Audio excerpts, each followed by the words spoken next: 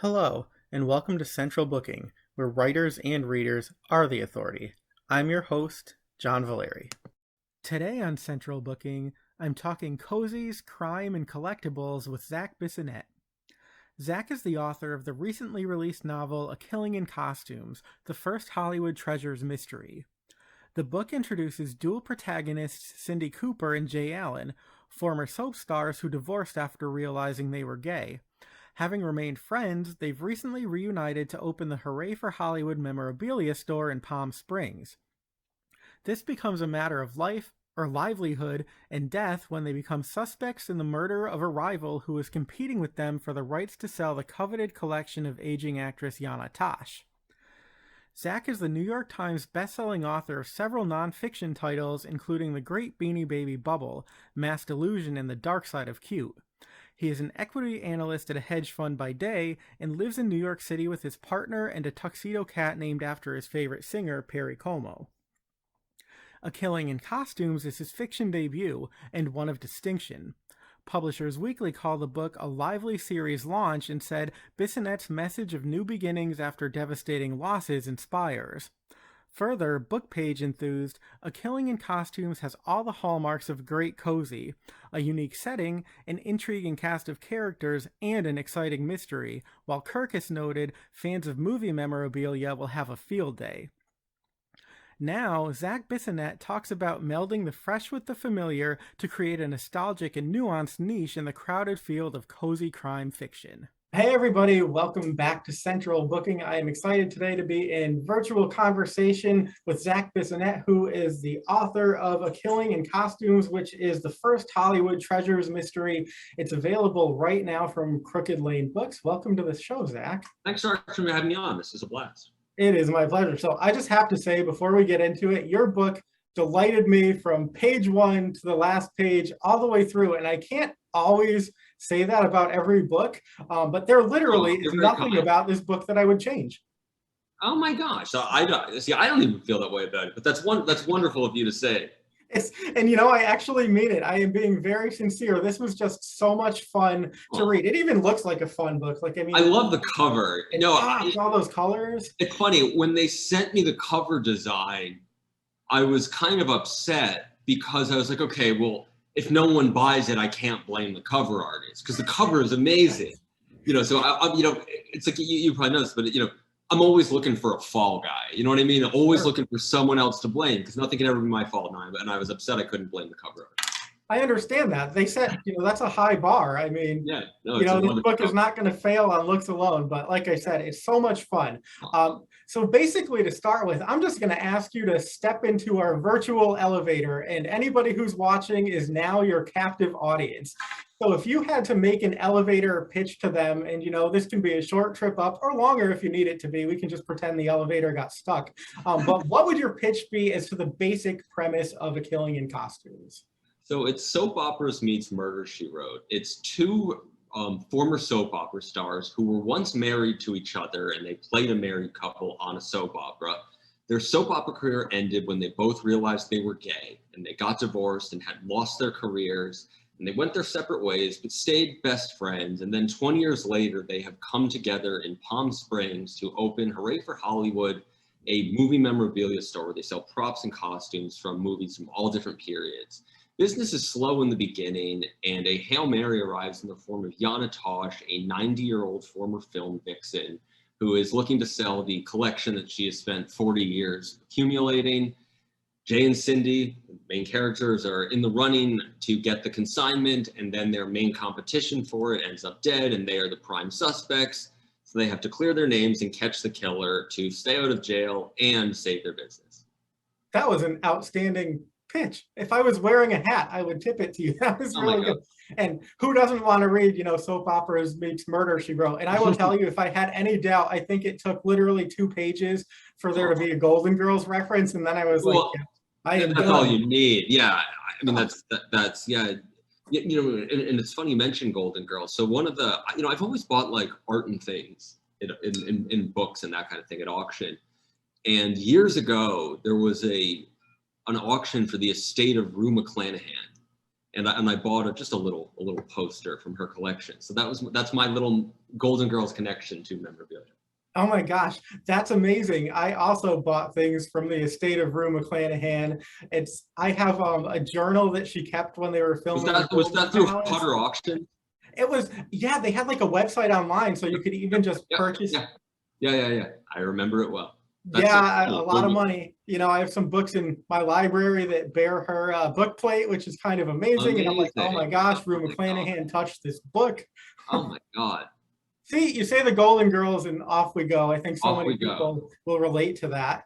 But anyway, so I did want to talk about the fact that you have dueling protagonists, which I love because it's not done that often, but you have Jay Allen and Cindy Cooper. You mentioned them briefly, but they have a really incredible sort of unique dynamic. They share a personal history. Now they share a professional life.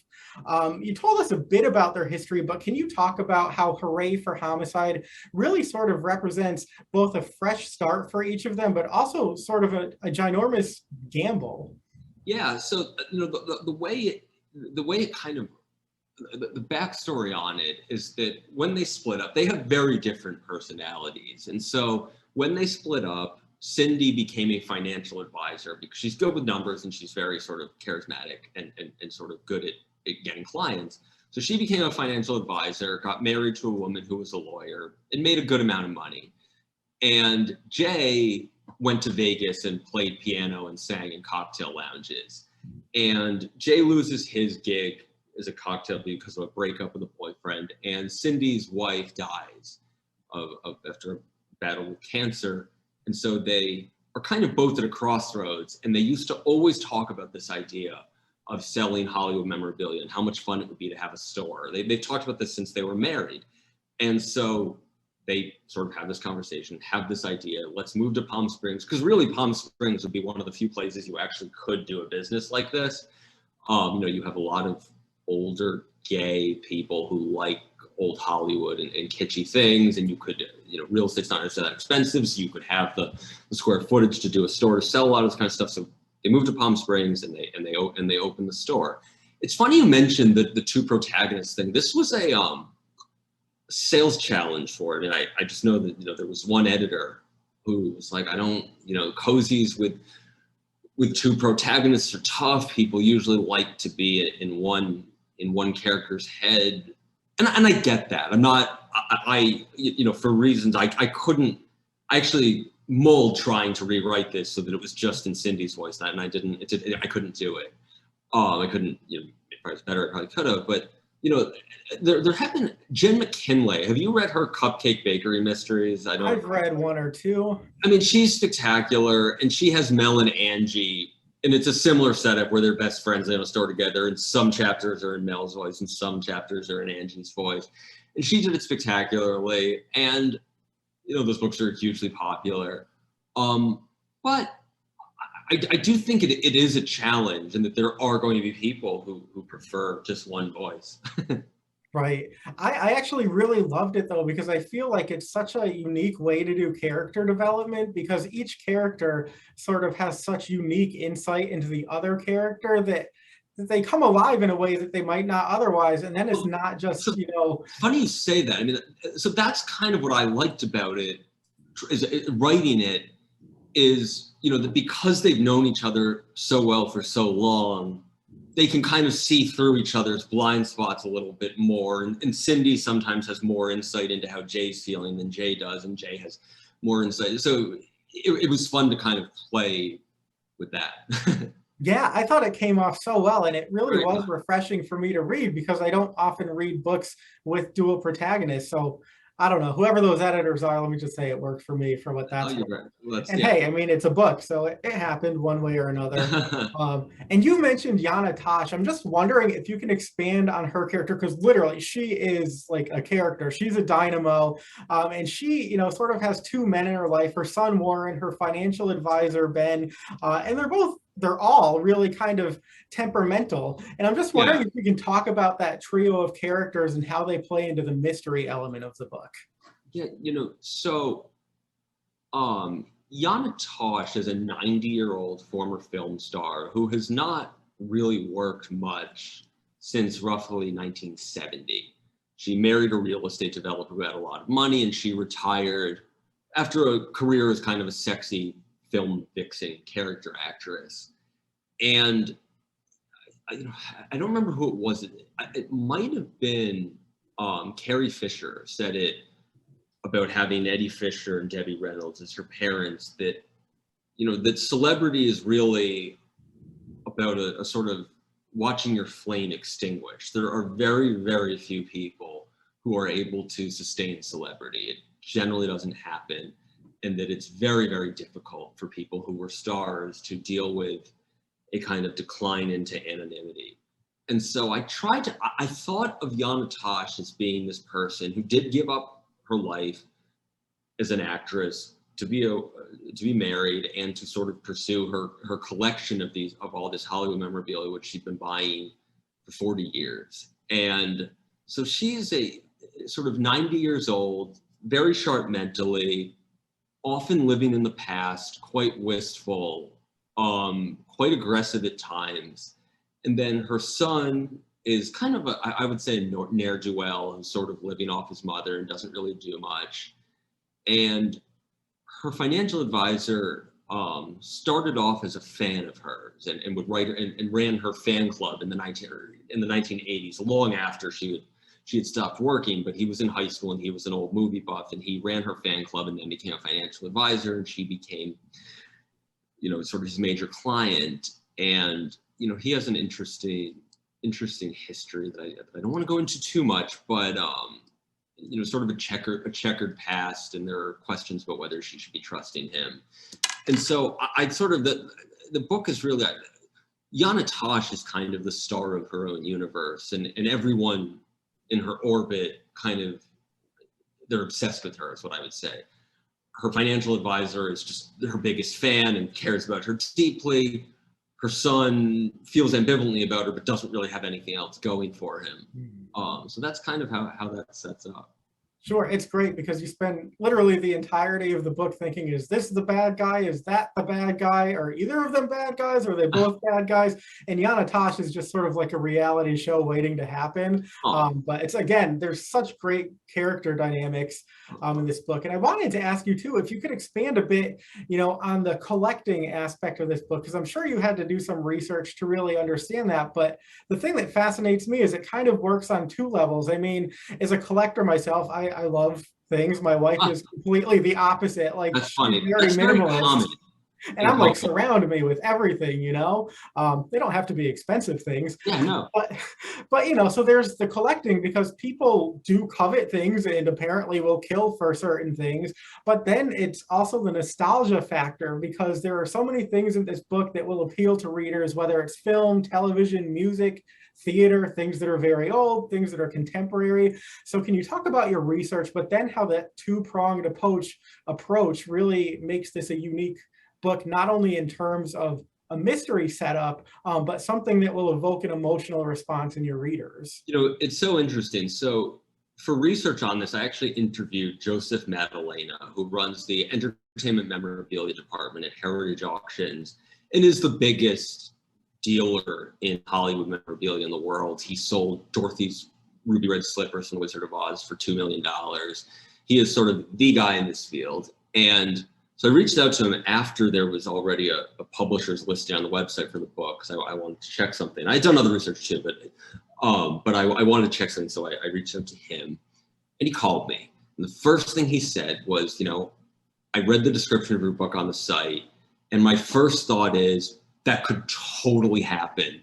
These people are crazy. He said, you get some old lady in Palm Springs who has a collection of memorabilia that she spent hundreds of thousands or millions of dollars on over 40 years, stuff that other collectors haven't seen ever because she's been hoarding it for this long.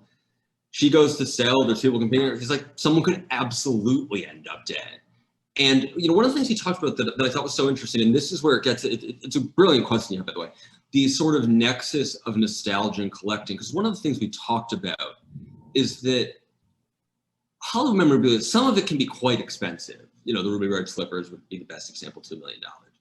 But $2 million is nothing in the world of contemporary art, right? Right. And or coins or lots of other things. So the point he made is that the intensity that people feel, the emotional passion for these objects that remind them of the most important films in their lives, the things they saw as kids that were central to their development, the level and intensity the collectors of these things have far outpaces the monetary value, even though the monetary value is quite substantial. Does that make sense? Yeah, absolutely. And so that was really interesting to me, that, and he was, telling me, I mean, one of the things he said is like, if you grew up watching The Wizard of Oz, obsessed with it, and then you get Dorothy's red slippers, what else do you need? There's nothing else you could possibly need once you have those.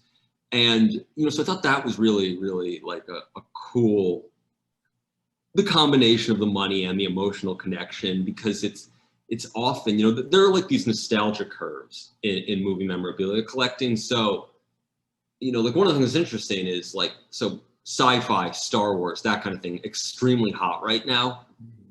But things like Charlie Chaplin and some of the early Hollywood stuff and Shirley Temple, that stuff's actually declined quite a bit in value just because it doesn't hold the same emotional appeal that it did. Even I think Marilyn Monroe has dipped a little bit, though she's. Yeah, it's so fascinating. And I'm reading this book, I'm thinking, oh my gosh, they like really are talking about me, because you do have such a resonance with certain things. And to your point, I'm digressing for a second, but I own some weird sort of random, things that I've acquired over the years. And one of my absolute favorite things is, I love cozy mysteries, but I also like all things scary. And I especially love the Scream movies. I have no idea if you have any feelings for those or not. But a million years ago, they did an auction online with a bunch of props from Scream 3. Oh my gosh. $50. I ended up with like the Woodsboro coroner sheet that was in like 2 scenes with Nev Campbell. Oh my God. And at the time I was like, $50, like that's crazy. I bet you that's worth, how many years ago was that? That was probably like early to mid 2000s. I bet you that's worth a lot more than because everybody thought that it was over. We didn't think there was going to be a Scream 4. And I just know that like the horror stuff is really the hottest category. Yeah, it's crazy. I can't tell you how many people have like messaged me that know that I own that now. Like, hey, would you consider selling it? That's funny. For way more than I paid for it. You won't sell it. Right? I know. I'm like, this was in a scene with Nev Campbell. Like, no, not going to happen. For you. That's funny. But it's just wild how, things vary. And the other thing that's so interesting about it is that the stuff tends to be one of a kind. Yeah. Which adds to the sort of covetous nature of it, is that, to your point, if you sell that, there isn't another one. Right. No, it's really interesting. But I guess, I digress. I apologize. No. I mean, I would love to talk about nothing but your collection. I love talking about people's collection. It's such a revealing, and that's one of the reasons I like it as the things that, because you think about what collecting is, it is spending not necessarily large, but generally significant amounts of money on things that are of absolutely no utilitarian value, right? Like that's kind of what makes it a collectible. If you could use it, it wouldn't be that. So I think that, there's sort of nothing more revealing about a person than what it is that they collect. It's very true. My wife would be like, welcome to our house, psychoanalyze him just based on the crap that you see everywhere. Yeah. Well, I think it was Goethe said collectors are happy people. Right? And I am happy. I look at things and they make me happy. I might not do anything else with them, but they're there and they make me. But your wife doesn't collect. Is your wife happy? She would be if it all went out of the house. That's funny. That's hilarious. But anyway, so back to you and your book, because that's why we're really here. But I did want to ask you about another aspect of your research, because it's not a spoiler to say that poison does play a role in this book. And you got to speak to the poison lady, who is very well known, throughout the mystery community. So can you just speak to that briefly and enlighten some of us who have not? Maybe we can pose in the show notes. So I don't know. I wrote a fairly lengthy profile of her for the Daily Beast. Have you seen that? Oh no, but I'm gonna look it up. Oh my gosh, it's so much fun. So I'll tell you how I met the poison lady, which is funny. So I had a friend reading the manuscript, another cozy writer, and it was a first draft, and I sort of had the poison. I hadn't really bothered to do any research on poisons. Frankly, I hadn't even thought of it. I just had dies by poison. Whatever. And she said, this will be better if you can get really specific on the poison, because you can, it's good to have it, it makes it, and you can do interesting things with the plot when you have a specific poison. It becomes an interesting investigative element. And she said to me, and I was like, oh, so who should I talk to? And she said, well, you need to get in touch with the poison lady. And I'm like, who's the poison lady? And she's like, I'm not really sure, but it's an address. And she sends me like this. It felt like I was doing a drug deal, because she gives me like this Hotmail address. And I'm like, who is that? She's like, I don't really know, but if you email them, whoever this person is will write back with a detailed, citation-rich treatise on what poison to use and how to use it.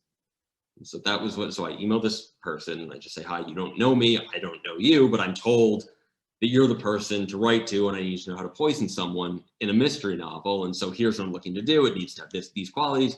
And a few hours later, I get back, an email that's like this, explaining how to do it. And so she was phenomenally helpful. And I think I'm very pleased with how it helped with the plot.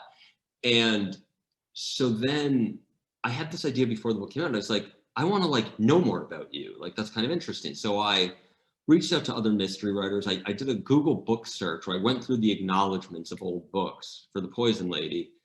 And I just emailed people who had acknowledged her in books from 10, 20 years ago. And I just interviewed all these people who had used her, and I interviewed her, and I found out about her life. And it was just such a great person, such a cool lady. And anyway, it's on the Daily Beast. I'll make sure, I'll send it to you. I'll make sure you see it. Oh, thanks. That's amazing. That's like its own book. It was it's a fun, I think it's a really fun magazine. That is really awesome. I love that. And I have to say, I was reading the book, and Dunkin' Donuts iced coffee is like my kryptonite. So I was reading, Dylan's drinking his coffee, and and I'm like, oh man, I'm jealous of him right now because I did not have one. And then bad things happened. And then I had to make it Dunkin' Donuts. Too bad. But yeah, I'm from Massachusetts, so I couldn't do Starbucks. There you go. You have to. So, all right, just a couple more quick questions, if you don't mind. Cool. One of the things we were talking about before we started recording that fascinates me is this idea of the right side of the brain, which is sort of more creative and artistic, the left side, which tends to be more mathematically or scientifically inclined. And through both of your characters in this book, we get both, because Jay is very much right-sided, and Lady is very much left-sided. And then you, in your day-to-day life, work in money, but then as a side gig, you write mystery novels. So you were like that full-brained person. You have a full brain, you're operating on both cylinders. Can you speak to that? I'm sort of half okay at both sides of the brain. I'd probably be better if I could find one side of it that I could use well. But it was,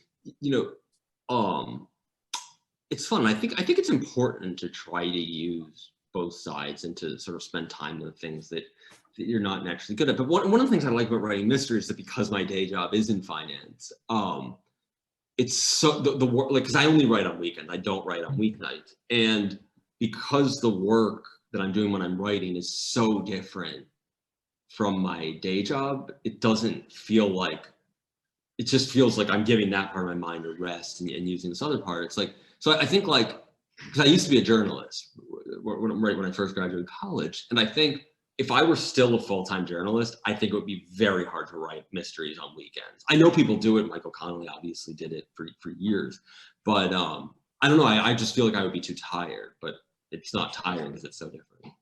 No, I love that. I think obviously it's worked out, well for you, but it does keep things fresh because at least it varies it. So you're not doing the same thing every day. Exactly. My weekends are so different from my weekdays. Yeah. And I love that you isolate between, weekdays and weekends too. I mean, that's a great distinction to have. Okay, so for people who like a little romance, there is that dynamic in this book. So I'm wondering if you can speak to that quickly too, because there is a detective, Simon Fletcher, and he and Jay sort of have this attraction, and it vacillates between attraction and suspicion, which again creates a really unique dynamic in the book. So can you just, talk about one, how that heightens the stakes of this specific plot, but also how it adds to the potential of the series moving forward? Yeah, I mean, it's hard.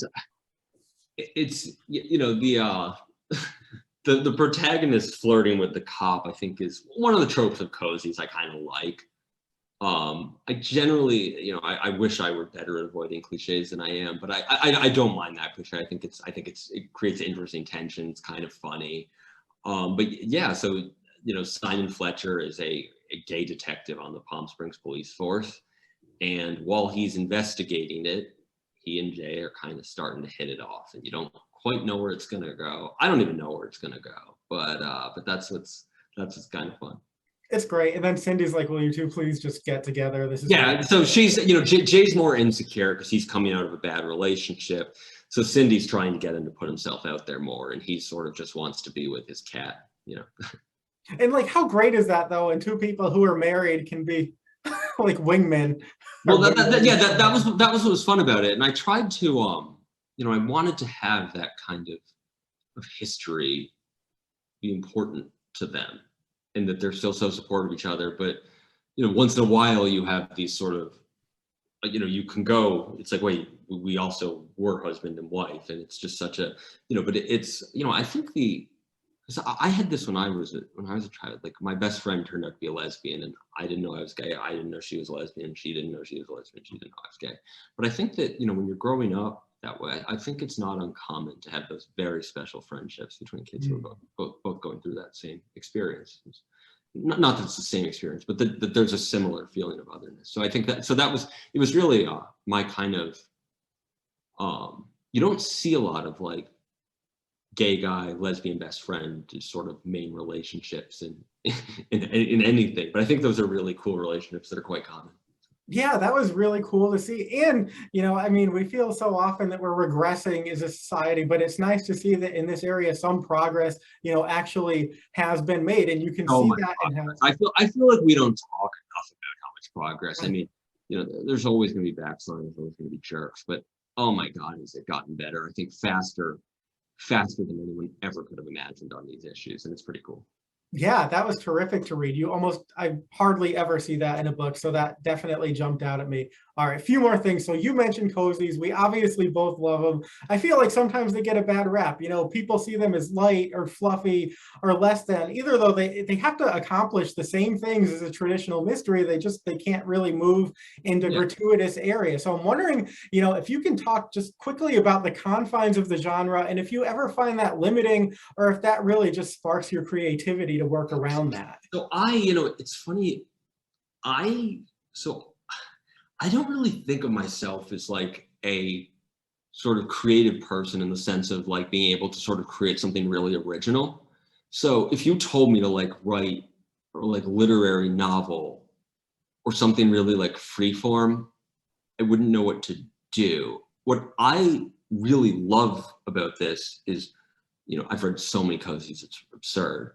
And what I loved was, okay, so I have this framework for cozies where it has to fit. And to be fair, I mean, I would tell other writers that who are thinking about doing it is a restrictive format. Like, it just is. And so if you wanted certain things, you won't be. But I loved trying to kind of, I guess, I think Seth Godin calls it like poking the box. Like, how do I work within all these confines so it's still that, but also do some things I want to do that are, and I think those are the best cozies. I think, the cozies, the reason they get a bad rap, I think, is that if you're not sort of trying to play with any of the tropes, it can be, it can be a little bit twee or boring. But sure. I got to tell you, like, the best cozy writers, which I would say it's like Dean James, Jen McKinley, Ellen Byron, Kate Carlisle.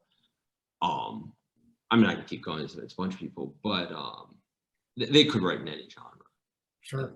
They've chosen this one because oftentimes because it was how they were able to get published first, because and then they've built a following and they keep doing it. But I don't, the idea that like someone who's writing harder edge stuff is likely to be a better writer. In some cases, yes, and in some cases not. And I think, the best in any genre of art is always going to be really good. You know what I mean? So it's like, I like great vocalists. And if you listen to like mid-century pop, there are a lot of bad singers. Perry Como, I think, was the best of them. And he was a singer. He was a spectacularly talented musician who worked within this vernacular that had certain limitations, and he worked within it. And so that's how I think of it. I don't think there's anything intrinsically less about one genre versus another.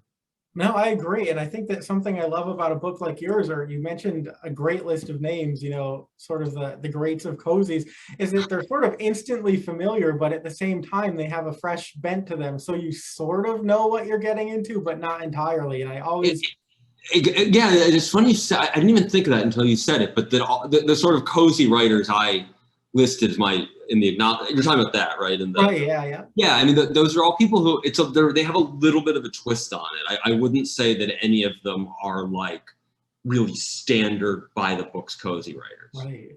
Yeah, they break out of the box a little bit, Yeah, but like Dean James. Dean James is just a terrific writer and a great plotter, but he has a male protagonist, which a lot of people said you couldn't do. right. Jen McKinley does the two viewpoint thing in the Cupcake series, so it's yeah. I mean, they're all doing something a little different. There you go. And for people who say cozies aren't dark, it's like these are stories of like murder and mayhem where very bad things happen. Yeah, yeah. I always laugh when people dismiss it as that, because it's like you obviously haven't read many or any of them. Well, what's always funny, the way you know that is, people say things like, that Agatha Christie is cozy, and it's like, those are pretty dark. Not so much. It's a what? Yeah, not so much. Yeah, no, I mean it's funny. Like it's like it's like Dorothy Sayers is the writer everyone thinks Agatha Christie is. It's like, but yeah.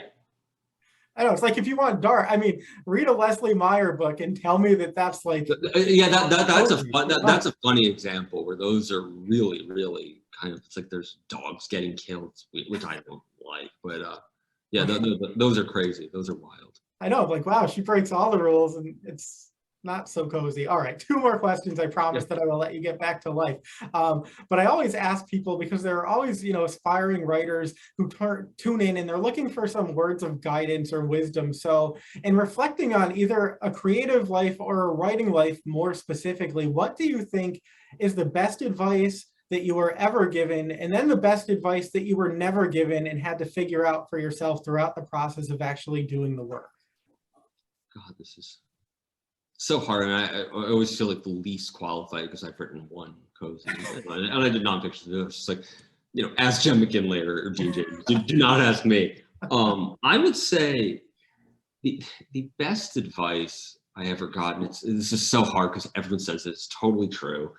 Is just read a lot, which I, by the way, didn't need that advice. I think you're the same way, where I like reading much more than I love writing. Yeah. I started writing because I'd read so much that it sort of becomes impossible not to. But it's so funny. People like ask writers all the time. It's like, oh, do you read novels while you're working on a book?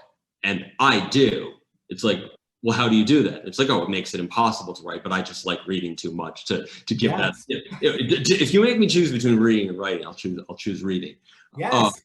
But and I guess the best advice that no one ever gave me, this is a bit of a, so this advice is not for everyone, but if your goal, and my goal was to get published, which is, I think, is not everyone's goal, and nor should it be. But like, I cared much more about, and this is just because like I was telling you earlier, I'm not that creative. I cared much more about like having a book and selling it, and just sort of that experience. And that if that's your goal, really trying to find where your book fits on the shelf and trying to come up with an idea. And you can mess around with those contours some, and I certainly did, and that made it harder. But the less you mess with that, the better. And that, if you're really looking to a first book, I think the genre is probably the best way for most people to go, which would be to read hundreds of books in a genre and then write your twist on that, not to try to do something sort of wholly original, which is just so hard. Sure. That's great advice. And I really respond to that, because, you said if you had to pick between reading and writing, reading would win every time. And I am exactly the same way. Yeah. That's why I have no books, but hey, at least, you will always have stories though, right? You publish stories, right? Yeah, a couple of stories, and I have ideas, but at the end of the day, like, that is my safe, insane space, and it's like, I'm just gonna pick up a book and disappear into some other world. It's like the great escape. But so, of course, the natural ending point, I have to ask you if you can leave us with maybe a bit of a teaser as to what might come next for Jay and Cindy and Hooray for Hollywood. So they maybe going into the restaurant business. That's all I can say. Wow, interesting. That's a departure. It's not their restaurant. It's someone else. A group of Wall Street private equity guys want to open a old Hollywood themed casual dining chain, and they give Jay and Cindy equity in the company in exchange for helping with the decor. Wow, that's awesome. And problems ensue. Of course. I am so intrigued, but I am so there for that, And in the meantime, people have to pick up a killing in. I hope they will. Please. We encourage you to buy in bulk. Yes, buy many, read slowly, because we're all waiting for you to say you've given up the day job, so you're writing, 5 days a week and just doing money stuff on the weekends. Yeah, that'll happen soon. Yeah, right. Because we all know that money's in publishing. I mean, look, I always, someone said, what gave you the idea to write about, a couple that was married and now they're gay and they open a Hollywood? And I said, I did it for money. A vast fortune comes upon you if you write that. So, no, there is no money. But anyway. That's all right. It's all for the love of it, right? I mean, absolutely. It's so much fun. Nothing more fun. No. Well, Zac Bissonnette, thank you so much. It was great pleasure talking to you. I cannot recommend this book highly enough. You got to get it. You will have such a fun time. You will thank us both. Mostly Zac. He wrote the book. I just tell you, it's really, really good. But, thank you for a great read and a great conversation. And I will just be sitting here waiting, for book 2 to drop. So you're the best. Thank you so much. That's it for this episode of Central Booking. Thanks for watching, and be sure to subscribe to our channel so you don't miss a thing.